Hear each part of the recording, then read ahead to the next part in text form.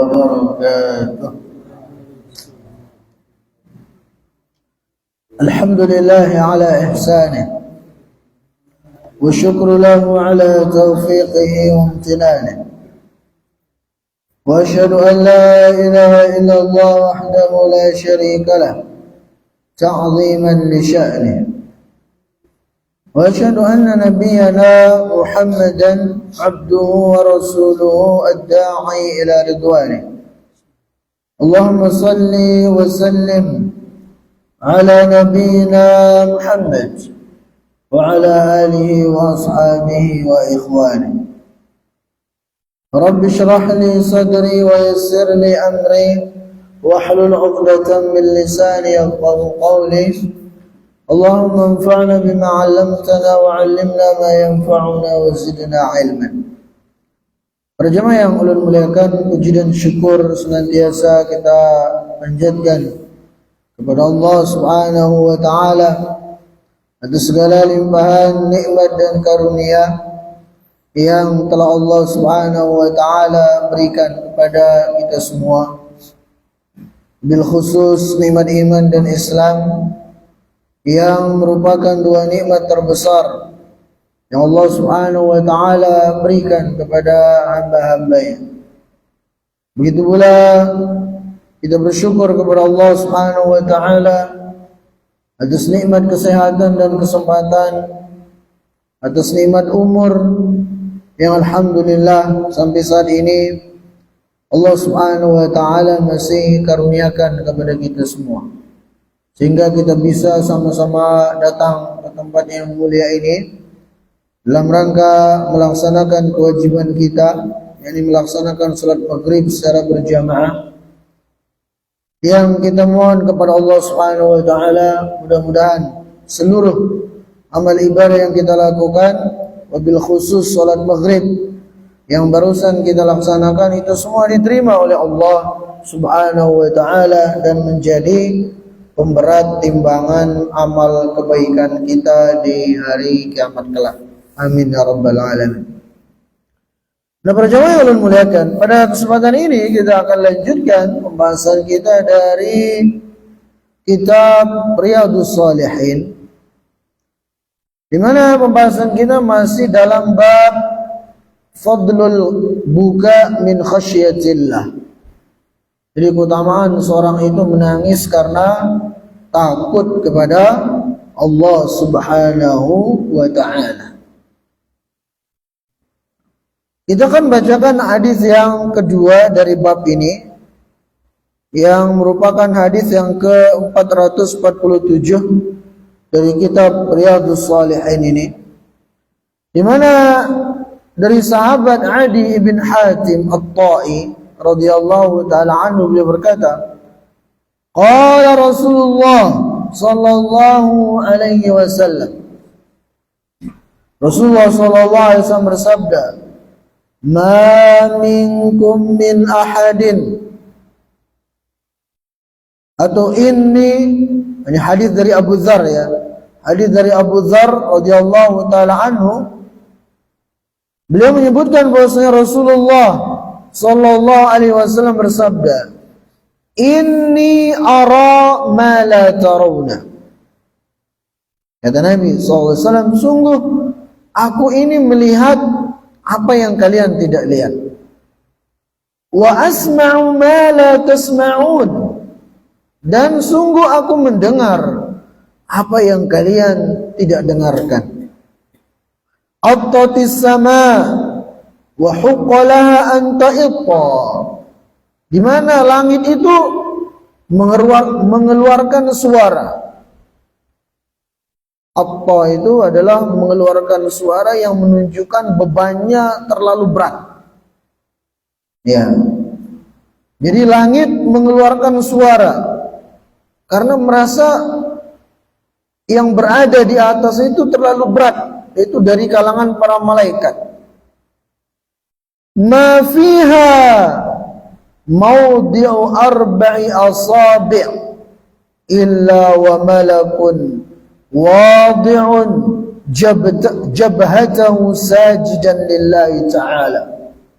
Di mana kata Nabi SAW, di langit itu tidak ada jarak ya seluas 4 jari, melainkan di sana ada malaikat yang sujud kepada Allah Subhanahu wa ta'ala.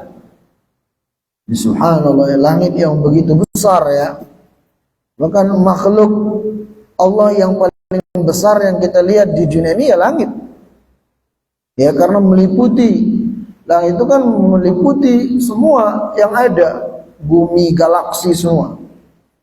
Nah, di langit itu kata Nabi SAW, tidak ada jarak seluas 4 jari ini, melainkan ada malaikat yang sujud kepada Allah Subhanahu wa ta'ala.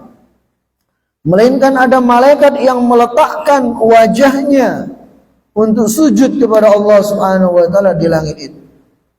Kemudian Nabi SAW bersabda, wallahi, demi Allah, lau ta'lamuna ma a'lam, seandainya kalian mengetahui apa yang aku ketahui, la dhahiktum qalilan wa la bakaitum katsira. Seandainya kalian tahu apa yang aku tahu, niscaya kalian akan banyak menangis dan sedikit tertawa. Wa ma taladzaltum bin nisa 'alal furush, dan seandainya kalian tahu apa yang aku ketahui itu dari perkara-perkara akhirat, dari ngerinya, dahsyatnya siksaan api neraka, ya niscaya kalian ya akan menghindari untuk bersenang-senang dengan istri kalian di atas ya kasur kalian. Wala kharajtum ila su'udat taj'aruna ila Allah, dan kalian akan naik ke tempat-tempat tinggi untuk minta perlindungan kepada Allah Subhanahu wa ta'ala.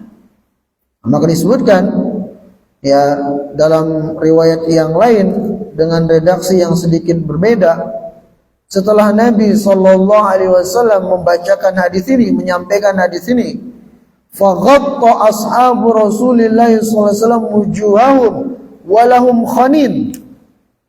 Jadi setelah para sahabat mendengarkan nasihat-nasihat ucapan Nabi SAW ini, para sahabat langsung menutup wajah-wajah mereka, menangis terseduh-seduh karena takut kepada Allah Subhanahu wa ta'ala. Hadis ini sahih, diriwayatkan oleh Imam Bukhari dan Muslim. Atau hadis ini hasan, hadis ini hasan, diriwayatkan oleh Imam At-Tirmidzi. Nah, para jamaah yang mudah-mudahan dimuliakan dan dirahmati oleh Allah Azza wa Jalla, apa pelajaran-pelajaran yang bisa kita ambil dari hadis yang barusan kita bacakan tadi? Kata beliau di sini, di antara pelajaran yang bisa kita ambil pertama adalah al-mu'min kullama izdada ilmuhu bi'azamatillah wa qudratihi wa jalalihi izdada khawfuhu min iqabihi. Jadi seorang mukmin itu semakin bertambah pengagungannya kepada Allah Subhanahu wa ta'ala. Semakin seorang mukmin itu membesarkan Allah, mengagungkan Allah, memuliakan Allah, maka akan semakin bertambah rasa takutnya kepada Allah Subhanahu wa ta'ala. Kama yazdadu tam'an fi thawabihi.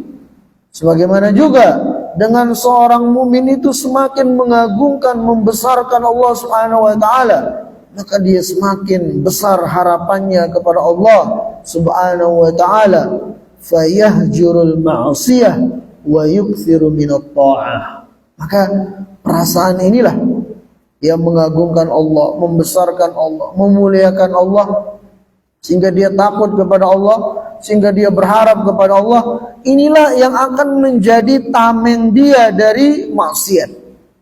Inilah yang akan menjadi penyemangat dia untuk melakukan amal soleh dan ketaatan kepada Allah Subhanahu wa ta'ala. Itu apa?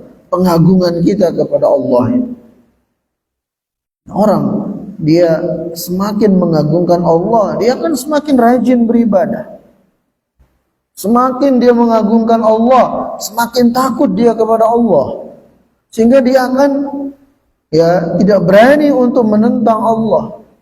Tidak berani untuk bermaksiat kepada Allah.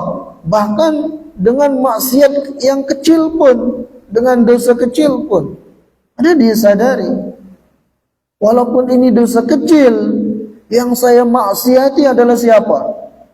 Allah yang maha besar, yang maha agung, yang maha perkasa, yang maha segala-galanya. Ya makanya para ulama mengatakan apa? La tanzur ila sigharil ma'asi, walakin inzur ila man ta'asi. Anda itu jangan lihat pada kecilnya dosa, tapi lihat siapa yang Anda dosai. Anda itu jangan lihat pada kecilnya maksiat, tapi lihat siapa yang Anda maksiati. Allah yang maha besar, yang maha perkasa, yang maha agung, yang maha segala-galanya. Ya, kita kadang kalau sama atasan kita, ya, itu berusaha kita menghindari kesalahan ketika disuruh untuk mengerjakan sesuatu. Apalagi kalau atasan kita itu orangnya baik sama kita, banyak memberi bantuan, banyak ngasih duit misalnya, banyak nolong kita. Kemudian dia nyuruh kita mengerjakan sesuatu, kita akan berusaha melakukannya sesempurna yang bisa kita lakukan, sebaik mungkin. Karena kita memuliakan atasan kita ini, dia sudah banyak nolong kita, banyak bantu kita. Ya, nah kepada sesama makhluk kayak gitu kita. Nah sekarang Allah Subhanahu wa Ta'ala, apa kurangnya pemberiannya kepada kita dibanding atasan tadi itu? Allah sudah memberikan kepada kita segala-galanya. Apapun yang kita miliki bahkan di dunia ini adalah pemberian dari Allah Subhanahu wa Ta'ala. Bahkan pemberian dari atasan kita tadi itu pun Allah yang menggerakkan hatinya untuk menolong kita. Tapi pada kenyataannya kadang giliran sama Allah Subhanahu wa Ta'ala kita kadang asal-asalan begawinya. Ya, asal-asalan ibadahnya. Ya, giliran maunya ribuan. Salatnya asal-asalan, ibadahnya asal-asalan. Nah ini, maka perlu kita mengintrospeksi diri kembali. Kenapa kita kalau sama orang yang berbuat baik kepada kita, kalau dia nyuruh kita sesuatu, kita berusaha melakukannya sebaik mungkin. Nah sekarang Allah yang nyuruh kita beribadah, kadang kita masih malas-malasan. Ya, perintah Allah kadang ada saja kita tinggalkan. Larangan Allah ada saja yang kita lakukan dalam setiap hari-hari yang kita lewati. Kenapa ini terjadi? Jawabannya karena kita kurang mengagungkan Allah. Karena kita kurang memuliakan Allah. Ya, itu salah satu sebabnya.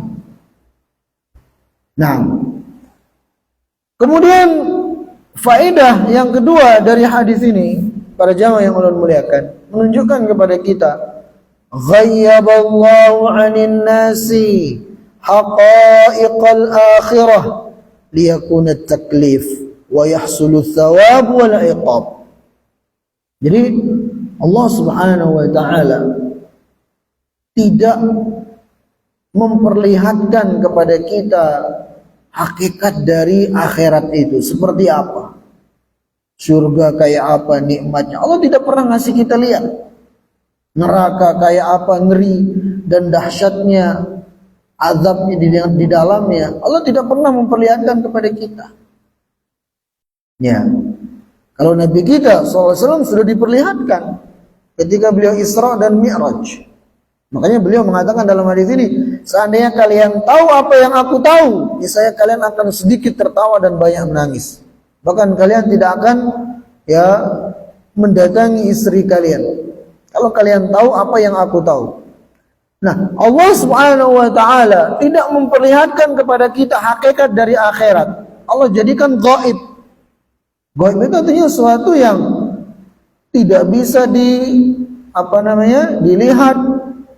Ya, bahkan kita tidak bisa mencerna seperti apa sih hakikat sebenarnya itu. Ya, ini tujuannya apa? Liyakuna taklif wa yahsulut thawab wal iqab. Ya, supaya hal itu menjadi beban atau ujian bagi manusia, sehingga dengannya kemudian dia bisa meraih pahala atau ya dosa. Dia akan mendapatkan pahala ketika dia beriman kepada surga itu, beriman kepada neraka itu, beriman dengan semua sifat-sifat yang Allah sebutkan dalam Al-Quran, atau sebaliknya, ya, akan menjadikan dia terjerumus ke dalam dosa ketika dia mengingkari keberadaan surga dan neraka itu. Bahkan bisa kufur orang kalau dia mengingkari keberadaan surga dan neraka. Ya, jadi Allah Subhanahu wa taala menjadikan itu semua gaib, tidak bisa kita lihat dengan mata kepala kita, karena ada hikmah-hikmah yang Allah inginkan di balik itu. Ya. Kemudian selanjutnya, min sifatil mu'min al-khawf wal haibah min Allah subhanahu, walakin la yasilu bi ilal ya'si wal qunut min rahmatih. Hadis ini mengajarkan kepada kita bahwasanya di antara sifat orang-orang yang beriman adalah mereka rasa takutnya kepada Allah Subhanahu wa taala itu sangatlah besar. Begitu pula al-haibah, itu rasa pengagungannya kepada Allah Subhanahu wa taala itu sangatlah besar pula. Walakin la yasilu bi ilal ya's. Akan tetapi orang beriman, walaupun sebesar apapun rasa takutnya kepada Allah, itu tidak menjerumuskan dia pada putus asa dari rahmat Allah Subhanahu wa taala. Makanya sebagaimana sebelum-sebelumnya kita sudah sampaikan, rasa takut itu harus tetap dibarengi dengan rasa harap. Karena orang kalau takut terus, itu bisa putus asa. Ya, jadi harus dibarengi dengan rasa harap. Itulah yang akan menjadikan seimbang. Makanya dalam Al-Quran Allah Subhanahu wa taala berfirman, innahum kanu yusari'una fil khairat wa yad'unana raghaban wa rahaba. Sungguhnya mereka, hamba-hambaku yang beriman itu, mereka bersegera dalam melakukan kebaikan-kebaikan, dan mereka beribadah kepadaku dengan penuh harap dan rasa takut. Orang beriman begitu. Ya, takut dan harap berbarengan ada dalam dirinya. Ya. Kemudian selanjutnya, hadis ini juga menunjukkan kepada kita, ahlus sama ta'i'una lillah sajiduna lahu la yaghfaluna an dzikrihi. Jadi penduduk langit itu, siapa penduduk langit? Para malaikat. Mereka adalah makhluk Allah yang taat kepadanya, yang ditugaskan untuk sujud sampai hari kiamat. Ya, yang ditugaskan untuk bertasbih sampai hari kiamat. Malaikat itu enggak ada namanya menolak perintah Allah. Dalam kamus mereka enggak ada kata enggak. Ya, apa yang Allah perintahkan mereka laksanakan.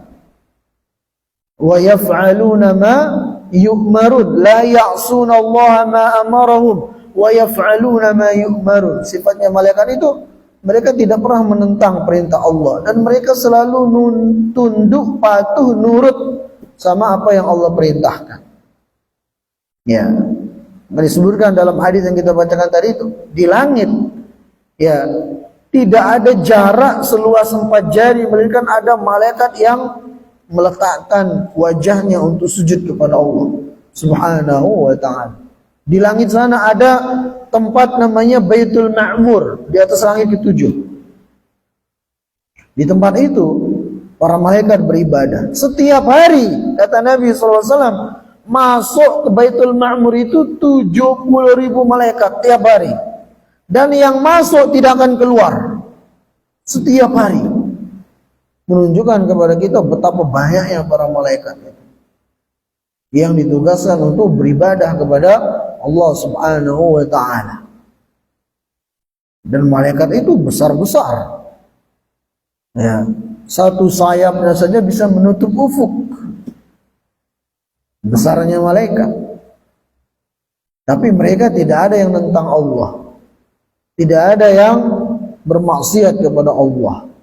Nah, kita yang kecil-kecil seperti ini ya, ada saja maksiat yang kita lakukan, ada saja perintah Allah yang kita tinggalkan. Nah, itu dia. Kemudian faedah yang lainnya dari hadis ini adalah fadlul buka min khasyatillah. Itu keutamaan seseorang menangis karena takut kepada Allah Subhanahu wa ta'ala. Ya, lihat para sahabat ketika Nabi SAW menyampaikan kepada para sahabat tentang hadis tadi itu, para sahabat langsung menutup wajah mereka, menangis. Kenapa? Karena takutnya kepada Allah Subhanahu wa ta'ala. Dan mata-mata seperti inilah yang tidak akan pernah disentuh oleh api neraka. Mata yang menangis karena takut kepada Allah Subhanahu wa ta'ala. Makanya dalam hadis yang berikutnya ini disebutkan, hadis yang ke-448, wa an Abi Hurairah radhiyallahu anhu qala Rasulullah sallallahu alaihi wasallam, dari Abu Hurairah radhiyallahu taala anhu, bahwasanya Rasulullah sallallahu alaihi wasallam bersabda, la yalijun nara, tidak akan masuk ke dalam neraka, tidak akan dimasukkan ke dalam api neraka, rajulun baka min khasyatillah. Itu tidak akan dimasukkan ke dalam neraka seorang yang dia itu menangis karena takut kepada Allah Subhanahu wa ta'ala. Hatta ya'udal laban fi dhar'i. Ya. Jadi tidak akan masuk ke dalam neraka seorang yang menangis karena takut kepada Allah sampai air susu itu kembali ke tempatnya semula. Artinya kan mustahil gitu loh. Ya kalau sudah keluar ya nggak mungkin kembali. Ya, artinya nggak mungkin orang yang kalau sudah menangis karena takut kepada Allah tidak akan mungkin dimasukkan ke dalam api neraka. Wala yajtami'u ghubarun fi sabilillah wa dukhanu jahannam. Begitu pula kata Nabi sallallahu alaihi wasallam, dan tidak akan pernah menyatu antara debu yang berterbangan karena jihad fi sabilillah dengan asapnya api neraka. Maksudnya apa? Maksudnya orang yang berjihad di jalan Allah Subhanahu wa ta'ala itu juga akan diselamatkan, tidak akan pernah dimasukkan ke dalam api neraka. Hadis ini derajatnya hasan sahih, diriwayatkan oleh Imam At-Tirmidzi. Nah, para jamaah yang mudah-mudahan dimuliakan dan dirahmati oleh Allah Azza wa Jalla, apa pelajaran yang bisa kita ambil dari hadis yang ke-448 ini? Kata beliau di sini, al-buka min khasyatillahi ta'ala yab'atsu 'ala al-istiqamah fayakunu iqamah min 'adzabin nar. Jadi seseorang yang dia menangis karena takut kepada Allah Subhanahu wa ta'ala, ya itulah yang akan menjadikan dia itu istiqamah di atas jalan yang lurus. Orang kalau sudah bisa menangis karena takut kepada Allah, itu biasanya dia akan istiqamah di atas jalan kebenaran. Dia akan istiqamah untuk melaksanakan perintah-perintah Allah, istiqamah untuk meninggalkan larangan-larangan Allah.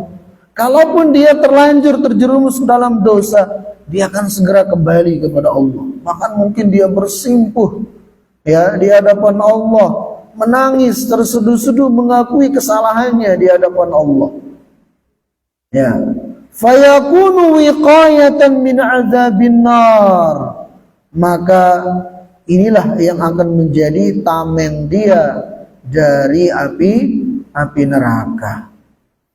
Ya, akan menjadi tameng penghalang dia dari api neraka.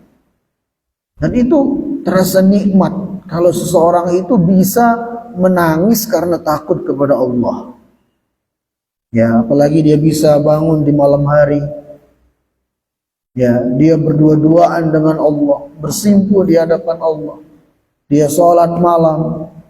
Ya, kemudian dia minta ampun, dia ingat dosa-dosanya sehingga tidak terasa air matanya berlinang. Maka subhanallah, itu akan menjadi penghalang dia dari api neraka. Rasulullah sallallahu alaihi wasallam bersabda, "Ainani la tamassuhuman nar." Ada dua mata yang tidak akan disentuh oleh api neraka. Salah satunya kata Nabi sallallahu alaihi wasallam, "Ainun bakat min khasyatillah." Itu mata yang menangis karena takut kepada Allah Subhanahu wa taala. Nah, kemudian yang kedua, hadis ini menunjukkan kepada kita fadlul jihad fi sabilillah ta'ala li'la'i kalimatih. Jadi keutamaan berjihad di jalan Allah. Di mana dalam hadis yang kita bacakan tadi itu kata Nabi sallallahu alaihi wasallam, tidak akan terkumpul antara debu jihad ya dengan asap api neraka. Maksudnya orang yang berjihad fi sabilillah tujuannya untuk meninggikan kalimat tauhid la ilaha illallah, dia jihadnya ikhlas karena Allah, maka orang seperti ini Allah akan selamatkan dia dari api neraka. Ya, orang seperti ini tidak akan disentuh oleh api neraka. Makanya dalam lanjutan hadis yang kita sebutkan tadi itu ada dua mata yang tidak akan disentuh oleh api neraka. Tadi kita sebutkan mata yang menangis karena takut kepada Allah. Kemudian yang kedua kata Nabi SAW, wa ainun batat tahrusu fi sabilillah. Itu mata yang jaga di malam hari, ya karena ditugaskan di perbatasan dalam rangka jihad fi sabilillah. Ya. Nah, ini dua mata yang tidak akan disentuh oleh api neraka kata Nabi sallallahu alaihi wasallam.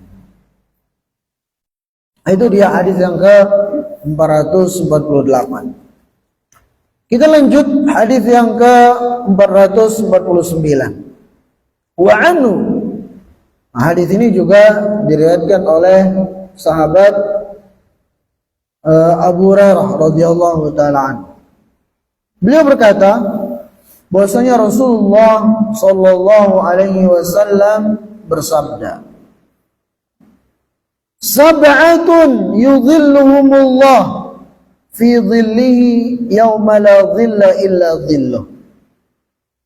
Jadi ada 7 tipe manusia, ada 7 golongan manusia yang nanti di padang mahsyar akan mendapatkan naungan. Pada saat tidak ada naungan kecuali naungan dari Allah Subhanahu wa ta'ala. Di mana di padang mahsyar itu ya seluruh manusia dikumpulkan dari zaman Nabi Adam sampai yang terakhir ada. Dibangkitkan di padang itu, padang mahsyar. Lantas kemudian matahari didekatkan cuma 1 mil. Semua kepanasan. Nah, pada saat itu kata Nabi SAW ada 7 golongan yang akan dinaungi oleh Allah Subhanahu wa taala sehingga mereka tidak akan merasakan kepanasan sama sekali. Mudah-mudahan kita termasuk dari yang 7. Ya. Yang pertama kata Nabi SAW adalah imamun adilun. Seorang pemimpin yang adil. Pemimpin yang adil. Memberikan hak kepada rakyatnya. Dia tidak menzalimi rakyatnya. Nah, pemimpin yang seperti ini ya akan mendapatkan naungan nanti di padang mahsyar. Bahkan lebih dari itu. Dalam hadis yang lain dikatakan al-muqsitun ala manabira min nur yaumal qiyamah. Pemimpin-pemimpin yang adil nanti di hari kiamat Allah akan tempatkan di mimbar-mimbar dari cahaya. Pemimpin yang adil. Tapi sebaliknya kalau dia zalim, ini bahaya. Ya, kalau pemimpin itu sudah zalim, ya, yang mulai dari tingkat tertinggi, presiden, gubernur, bupati, ya bahkan camat, kepala desa dan seterusnya. Itu kalau mereka adil, insya Allah dapat keutamaan ini. Ya, akan dinaungi di padang mahsyar, akan ditempatkan di mimbar-mimbar dari cahaya. Tapi kalau zalim, naudzubillah, ya, dia akan terancam, diharamkan bagi dia syurga. Kata Nabi SAW, man yastara'ihi Allahu ra'iyatan thumma mata wa huwa ghashun li ra'iyati illa haramallahu alaihi jannah. Siapa saja yang Allah beri amanah kepemimpinan, lantas dia zalim kepada rakyatnya, melainkan Allah haramkan bagi dia syurga. Ini kalau zalim. Kalau zalim, betapa banyak orang yang akan nuntut dia nanti di hari kiamat. Ya. Kita di hari kiamat itu, kalau ada orang kita zalimi di dunia dan kezalimannya belum kita kembalikan hak saudara kita, dia akan nuntut kita nanti di hari kiamat. Dan kita akan membayarnya dengan pahala kita, pahala sholat, puasa. Ya kalau 1-2 orang sih mungkin bisa. Ya, tapi ini kalau sudah satu kampung misalnya, satu kecamatan yang nuntut kita, naudzubillah, kayak apa itu? Ya, kita membayarnya. Kalau pahala kita habis, kata Nabi SAW, dosa mereka akan diberikan, akan dioper ke kita. Itu kalau zalim. Ya, tapi kalau adil, ini keutamaannya ini dalam hadis ini, akan dinaungi di padang mahsyar pada saat tidak ada naungan kecuali naungan dari Allah, dan akan ditempatkan di mimbar-mimbar dari cahaya. Itu pemimpin yang adil. Bahkan mungkin termasuk kita sebagai kepala keluarga, kan kita pemimpin juga, maka harus bersikap adil kepada istri dan anak-anak kita. Berikan hak mereka sesuai dengan apa yang Allah perintahkan. Kemudian yang kedua, kata Nabi SAW, tipe orang atau golongan orang yang akan mendapatkan naungan di padang mahsyar, wasyabun nasha'a fi ibadatillah ta'ala.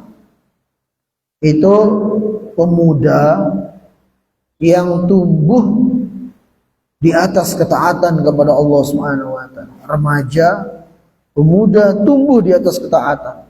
Di saat kawan-kawannya sibuk ya dengan gamenya, sibuk dengan hura-huranya, ya sibuk dengan pacar, gonta-ganti pacarnya, justru ya dia ini sibuk dengan hafal Quran misalnya, sibuk mempelajari agama.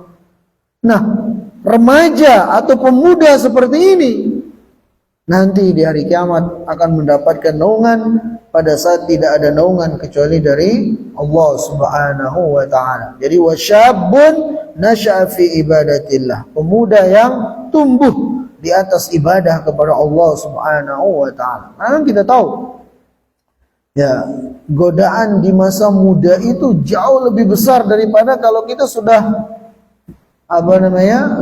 enggak muda lagi. Ya, para jamaah kan sudah merasakan semua, pernah jadi ya orang-orang muda kan. Nah, kita tahu bagaimana godaan-godaan itu. Wajar kemudian ketika ada anak muda yang dia justru bisa menghabiskan masa mudanya dalam ketaatan kepada Allah, Allah spesialkan dia. Allah akan berikan dia naungan pada saat tidak ada naungan nanti di padang mahsyar. Itu yang kedua. Kemudian yang ketiga, wa rajulun qalbuhu mu'allaqun bil masajid. Itu seseorang yang hatinya selalu terpaut dengan masjid. Maksudnya apa? Dia ingin selalu memakmurkan masjid.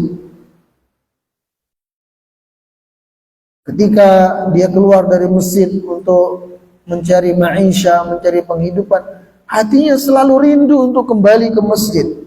Ketika azan dikumandangkan, dia merasa senang untuk segera kembali ke masjid, salat berjamaah atau menghadiri majelis-majelis ilmu. Dia senang.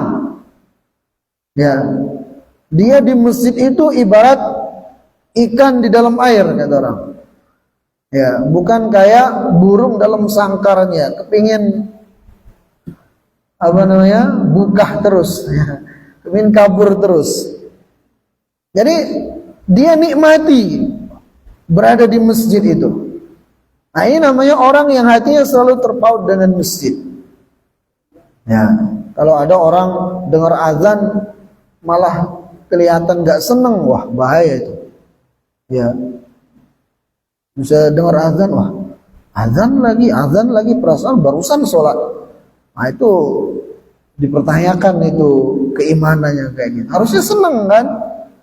Ada panggilan azan, kita dipanggil untuk menghadap kepada Allah, Zat yang maha besar, maha perkasa, ya, maha agung. Kita harus seneng. Ya, kita kalau dipanggil Bapak Gubernur, seneng nggak? Oh, seneng banget. Ini baru Bapak Gubernur. Sekarang Allah yang manggil kita untuk bermunajat kepadanya. Masa kita nggak senang? Ya. Nah, jadi yang ketiga apa? Wa rajulun qalbuhu mu'allaqun bil masajid. Jadi seseorang yang hatinya selalu terpaut dengan masjid, ingin terus memakmurkan masjid, begitu. Kemudian yang keempat, dari orang-orang yang akan dinaungi di padang mahsyar, wa rajulani tahabba fillah. Dua orang yang saling mencintai karena Allah. Ya, baik ini antara seseorang dengan sahabatnya, dengan kawannya. Dia bersahabat, dia berkawanan itu bukan karena kawannya punya duit, bukan karena kawannya jabatannya tinggi, enggak. Dia berkawan, dia bersahabat betul-betul karena Allah. Atau ini juga bisa masuk dalam hubungan antara suami dengan istrinya. Ya, di mana hubungannya itu dia bangun karena kecintaannya kepada Allah. Karena ingin saling tolong menolong dalam beribadah kepada Allah. Ya. Jadi warajulani tahabba fillah, dan dua orang yang saling mencintai karena Allah. Ijtama'a alaihi wa tafarraqa alaihi. Dia berjumpa, dia berkawan, dia bersahabat karena Allah. Begitu pula ketika harus berpisah pun karena Allah. Karena sebagian orang kadang berkawannya itu ya karena duit. Ketika kawannya sudah habis duitnya, sudah selesai persahabatan. Ya, dia berkawannya karena jabatan orangnya itu tinggi. Ketika sudah ya turun jabatan, sudah nggak berkawan lagi. Nah, ini nggak benar seperti itu. Itu berarti berkawannya bukan karena Allah. Ya, jadi warajulani ta'abba fillah, dua orang yang saling mencintai karena Allah. Mereka bertemu dan berpisah karena Allah. Kemudian yang berikutnya dari orang yang akan mendapatkan naungan dari kiamat adalah warajulun da'atu imra'atun dzatu mansibin wa jamal faqala inni akhafullah. Dan yang berikutnya adalah seorang laki-laki yang diajak untuk bermaksiat oleh seorang wanita. Wanitanya cantik, udah itu nasabnya tinggi, ya bangsawan, ngajak dia bermaksiat. Apa yang dia bilang? Inni akhafullah. Aku takut kepada Allah. Maka dia pun meninggalkan wanita itu, ya tidak mau berbuat dosa karena takutnya kepada Allah, karena pengagungannya kepada Allah. Nah, maka orang seperti ini nanti di hari kiamat akan mendapatkan naungan dari Allah Subhanahu wa ta'ala. Itu di padang mahsyar. Kemudian yang berikutnya adalah warajulun tasaddaqa bisadaqatin fa'akhfaha hatta la ta'lama shimalu ma tunfiqu yaminu. Ini yang keenam. Dari orang yang akan dinaungi di padang mahsyar adalah seseorang yang dia bersedekah. Ya, sedekahnya itu sembunyi-sembunyi. Sampai-sampai tangan kirinya tidak mengetahui apa yang diberi oleh tangan kanannya. Saking dia menyembunyikan sedekahnya itu. Ya. Nah, orang seperti ini, para jamaah yang ulun muliakan, akan mendapatkan naungan nanti di padang mahsyar. Dan tentunya kita kalau sedekah diam-diam, itu akan lebih menjaga keikhlasan kita. Ya. Kalau orang sekarang kadang justru sedekah itu dibuat apa? Biasa. Dibuat konten, dibuat ini, ya. Memang enggak salah juga kalau ada orang sedekah secara terang-terangan. Ya. Tapi ketika dia sedekah dengan cara sembunyi-sembunyi, itu yang lebih baik. Allah berfirman dalam Al-Quran, in tubdus sadaqati fa ni'mahi wa in tukhfuha wa tu'tuha al-fuqara fa huwa khairul lakum. Jadi kalau kalian menampakkan sedekah kalian terang-terangan, itu sesuatu yang bagus, enggak salah juga. Tapi kalau kalian sembunyi-sembunyi sedekah, itulah yang terbaik bagi kalian. Ya, ini yang Allah Subhanahu wa taala firmankan dalam Al-Quran. Maka alangkah bagusnya ya para jamaah yang Allah muliakan, kita itu dalam kehidupan kita di dunia ini, kita memiliki amalan-amalan yang tersembunyi, khususnya sedekah. Ya, yang orang itu tidak tahu. Jadi itu akan menjadi amalan spesial bagi kita. Ya. Sehingga mudah-mudahan dengannya kemudian kita termasuk dari orang-orang yang akan mendapatkan naungan di padang mahsyar pada saat tidak ada naungan kecuali naungan dari Allah Subhanahu wa taala. Kemudian yang ketujuh, dan ini yang menjadi pembahasan kita. Ya. Itu warajulun dzakarallaha khalian fafadat aina. Ini yang menjadi pembahasan dalam bab ini. Itu yang ketujuh orang yang akan mendapatkan naungan di hari kiamat adalah seseorang yang dia mengingat Allah. Ya, dia mengingat Allah, berzikir, menyebut nama Allah Subhanahu wa taala, fafadat aina. Lantas kemudian air matanya berlinang karena takut kepada Allah Subhanahu wa taala. Nah, orang seperti inilah yang nanti juga akan mendapatkan naungan di padang mahsyar. Dia bangun di malam hari, dia salat malam, dia berzikir, dia berdoa, ya, dia ingat dosa-dosanya sehingga tidak terasa air matanya pun berlinang. Orang seperti ini ya akan mendapatkan naungan nanti di padang mahsyar, dan juga orang seperti inilah yang akan diselamatkan dari api neraka. Berapa menit lagi? 1 menit. Ya, kita cukupkan. Mudah-mudahan apa yang tadi kita dengarkan sedikit ada manfaatnya.